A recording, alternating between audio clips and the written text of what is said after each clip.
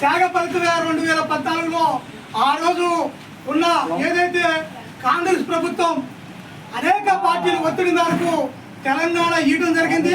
ఆ ఉద్యమం ఉర్రూతలుగా జరుగుతున్న సందర్భంలో పార్లమెంటులో ఆ బిల్లు ప్రవేశపెట్టే సందర్భంలో ఆ రోజు ప్రతిపక్ష నాయకురాలుగా ఉన్న సుష్మా స్వరాజ్ గారు కూడా కాకినాడ తీర్మానం భారతీయ జనతా పార్టీ దేశంలో చిన్న రాష్ట్రాలు అభివృద్ధి జరుగుతాయని చెప్తూ బిఆర్ అంబేద్కర్ గారు ఏదైతే చిన్న రాష్ట్రాల వల్ల అభివృద్ధి జరుగుతుందని రాజ్యాంగంలో చట్టం ఏదైతే చేశారో చిన్న రాష్ట్రాల అభివృద్ధికే లక్ష్యంగా భారతీయ జనతా పార్టీ కూడా చిన్న రాష్ట్రాల కోసం ఖచ్చితంగా కృషి చేసింది.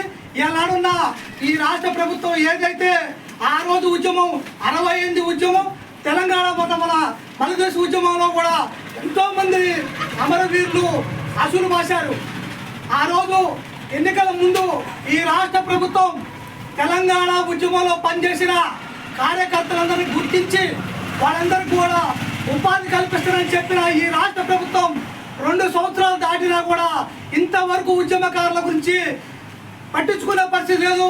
మేము చెప్తున్నాం భారతీయ జనతా పార్టీగా తెలంగాణ ఉద్యమం ఆనాడు నిజాం నిరంకుశ పాలక వ్యతిరేకంగా అనేక ఉద్యమాలు భారతదేశంలో జరిగినాయి.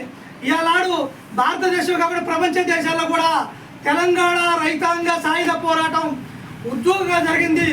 దొడ్డి కుమరయ్య, చాకలైలమ్మ, బందకీర్ లాంటి పెద్ద పెద్ద ఏదైతే ఆ ఉద్యమంకి నాయకత్వం వేసిన ఆ రోజున్న కమ్యూనిస్ట్ పార్టీ నాయకత్వంలో వాళ్ళందరూ పోరాట ఫలితం మొన్న జరిగిన శ్రీకాంతాచారి తెలంగాణలో కూడా అనేక పోరాటాలు మీరే ఇక్కడ ఉన్న చాలా మంది నాకు తెలిసి మేము వామపక్ష పార్టీలో ఒక పార్టీలో ఉన్నారో తెలంగాణకి మా పార్టీకి ఆ రోజు సపోర్ట్ చేయాలి. తర్వాత నేను పార్టీ మారి బీజేపీలో పోవచ్చు.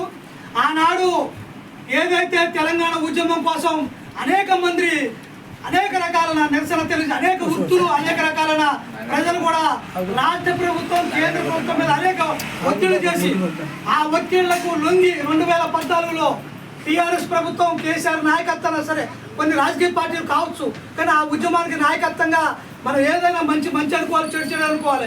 మేము భారతీయ జనతా పార్టీ మీరు వేరే